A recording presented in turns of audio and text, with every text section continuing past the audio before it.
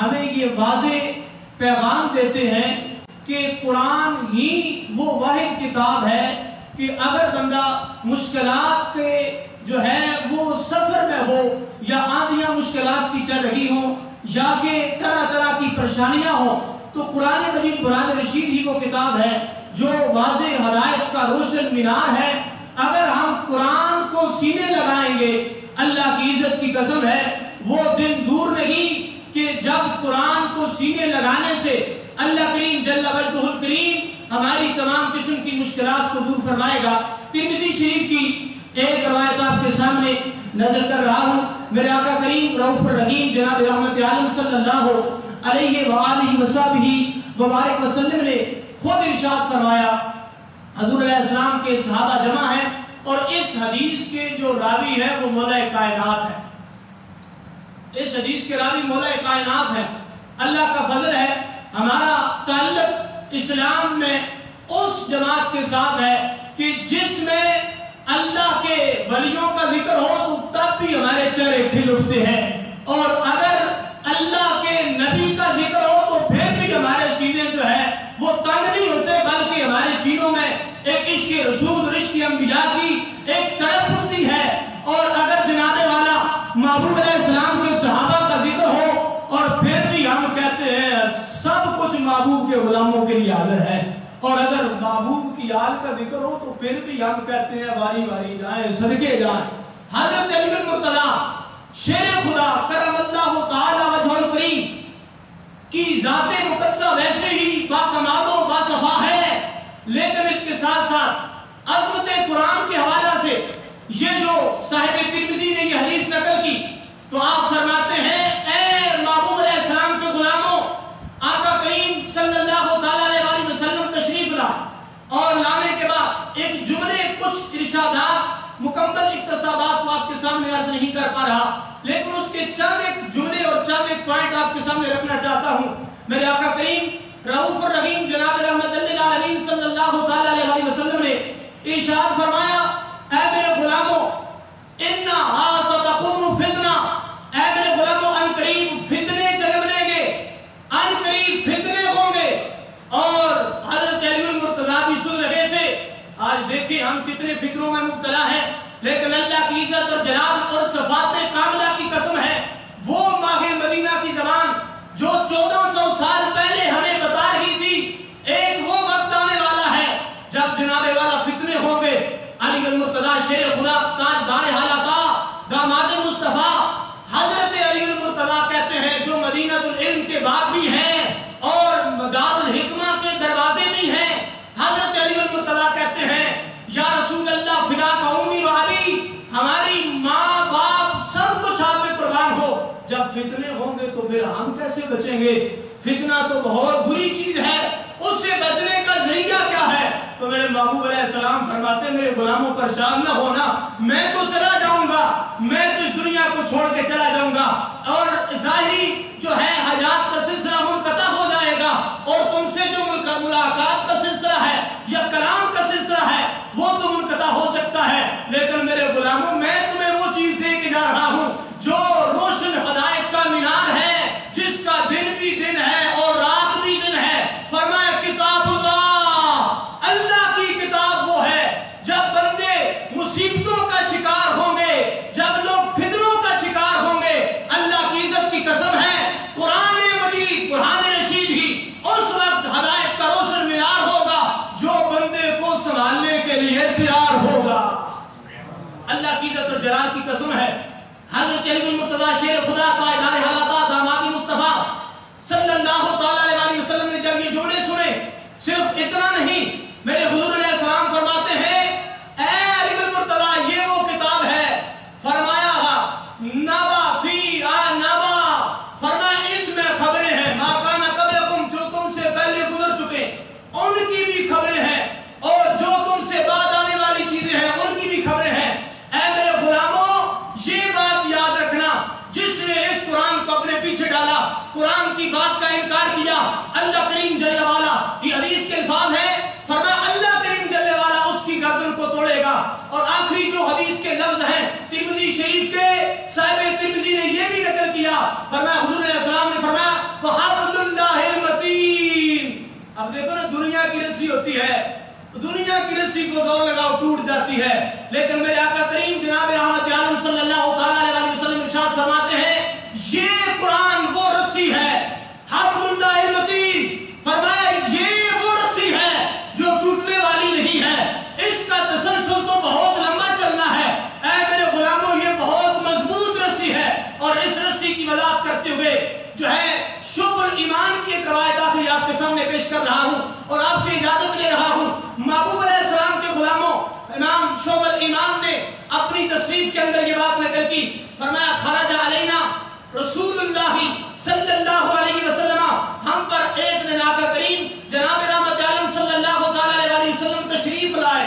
اور وہ تشریف لائے جن کی وجہ سے سب کو ایمان ملا, اور جن کی وجہ سے سب کو قرآن ملا, اور جن کی وجہ سے آج ہم کو مسجد کا امام ملا, آج جن کی وجہ سے ہمیں قرآن کا فیضان ملا.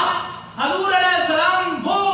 شخصیت ہے جو کائنات پہ خدا کے نائب اعظم ہیں. حضور علیہ السلام کے غلاموں, صحابہ کہتے ہیں جب آقا کریم جلوہ فرما ہوئے خرج علینا رسول اللہ صلی اللہ علیہ وسلم, جب آقا کریم تشریف لائے تو ہمارے جو دل تھے وہ چین اور قرار پانے لگے کہ اب تو آقا آ گئے ہیں, آقا کے وہ الفاظ سنیں گے جن سے جو کھڑکیاں دل کی بند ہے وہ بھی کھل جائیں گی. حضور علیہ السلام نے اپنے قیمتی معروضات پیش کرتے ہوئے فرمایا اے میرے غلاموں یہ وہ قرآن ہے, یہ وہ عظمت والی کتاب ہے. حضور علیہ السلام فرماتے ہیں طرفہو بید اللہ, فرمایا اے میرے غلاموں یہ وہ کتاب ہے. اب کتاب سے بھی پہلے حضور علیہ السلام نے ایک اور جملہ ارشاد فرمایا, فرمایا الیسا اتشہدون ان لا الہ الا اللہ وانی رسول اللہ. حضور علیہ السلام فرماتے ہیں میرے غلاموں کیا تم گواہی دیتے ہو کہ میں اللہ کا رسول ہوں اور اللہ ایک ہے. اب دیکھو نا صحابہ تو صحابہ تھے, آپ وہ پہلے ہی کلمہ پڑھ چکے تھے, اب سوال کی حاجت تو کوئی نہیں, لیکن حضور علیہ السلام صرف یہ بتانا چاہتے ہیں. اور صوفیاء اور اولیاء کرام یہاں پہ ایک نقطہ لکھتے ہیں, حدیث کے متن میں فرماتے ہیں اللہ کی عزت کی قسم ہے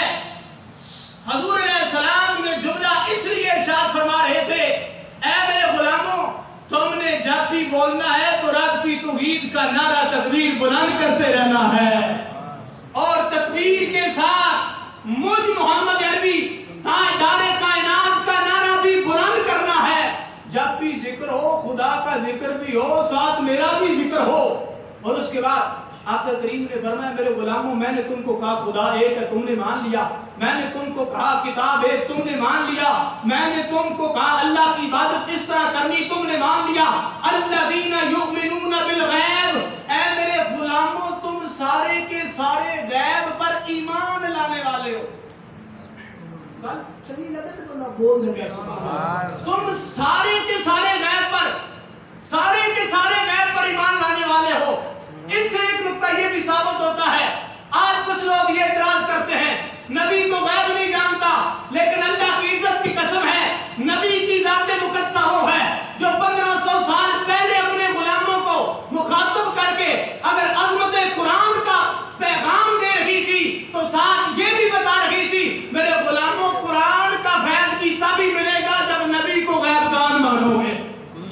قرآن کی عظمت تب سمجھ آئے گی جب نبی کے جو اختیارات ہیں ان کو دل اور ذہن میں بٹھایا جائے گا. حضور علیہ السلام کے غلاموں میرے آقا کریم نے ارشاد فرمایا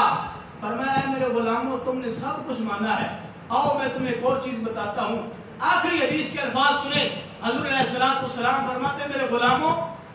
یہ جو تمہارے پاس قرآن ہے جو لاراب کتاب ہے بے عیب ہے,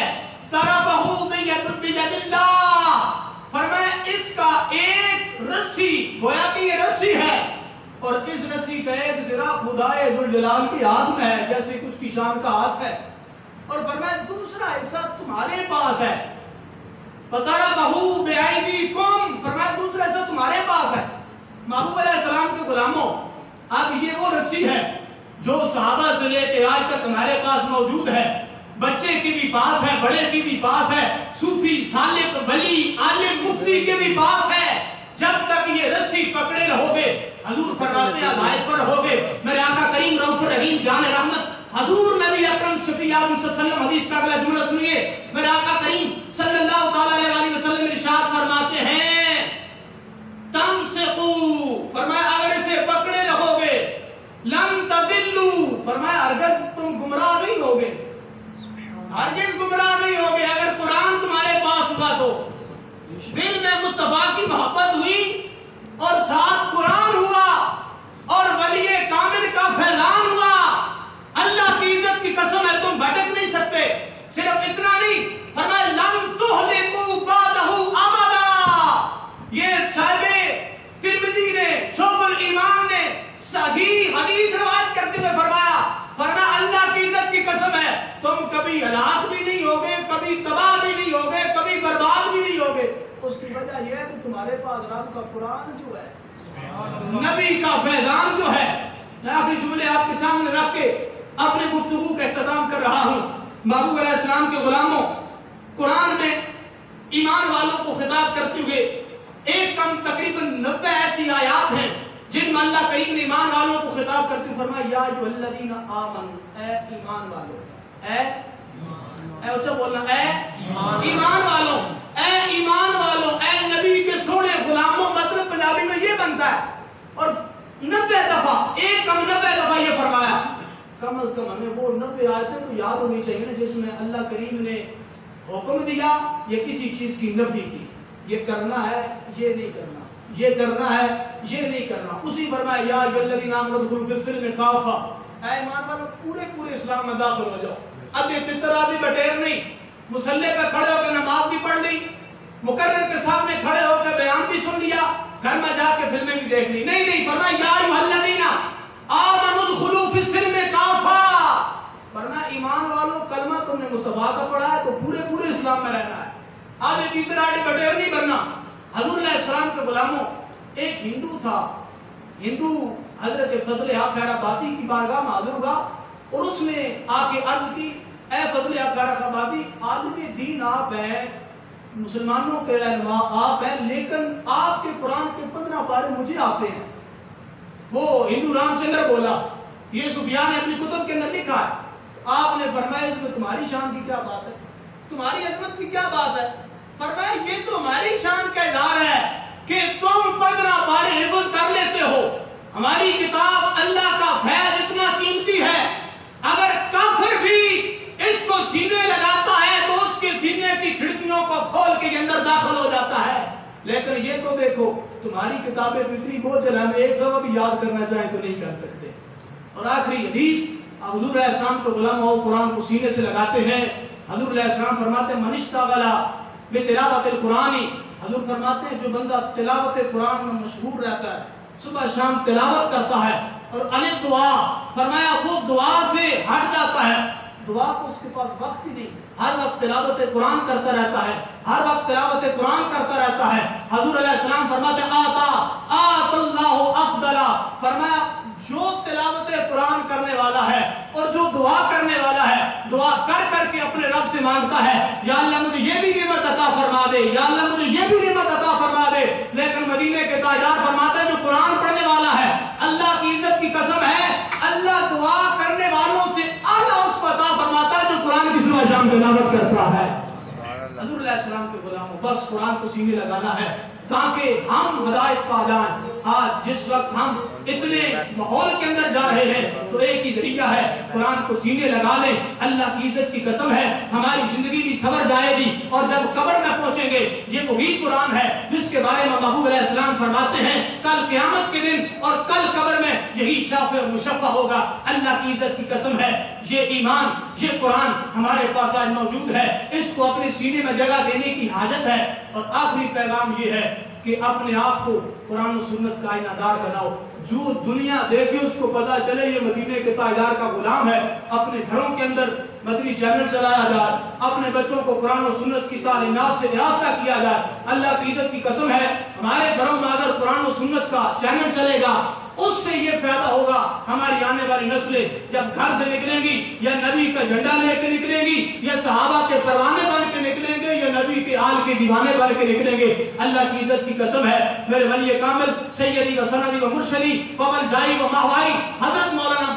پیر محمد الیاس ستار قادری رضوی زیدہ شرفہ کا فیض اتنا عام ہے، گلی محلے میں قرآن و سنت کی تبلیغ کی حاجت ہے، ہم نے قرآن کو سیکھنا ہے، اپنی اولادوں کو سکھانا ہے، انشاءاللہ کوئی فکر نہیں۔ یہ ہم سوچتے ہیں کہ اگر قرآن پڑھائیں گے تو بھوکے مر جائیں گے، 12-13 پہ کیسے گزارا ہوگا؟ اللہ کی عزت کی قسم ہے، اللہ وہاں سے رزق دیتا ہے۔ حبیب علیہ السلام فرماتا ہے قرآن والوں کو جہاں سے بندے کا گمان بھی نہیں ہوتا، اس لیے پریشانی کی کوئی بات نہیں ہے۔ جب ہماری اولادیں قرآن سیکھ جائیں گی تو انشاءاللہ ہماری دنیا بھی سنور جائے گی، اور جب کل ہم قیامت کے دن پہنچیں گے تو وہاں پہ جو انعام و اکرامات ملیں گے وہ تو وراء الورا ہے۔ اللہ کی عزت کی بارگاہ میں دعا ہے رب ذوالجلال ہمارا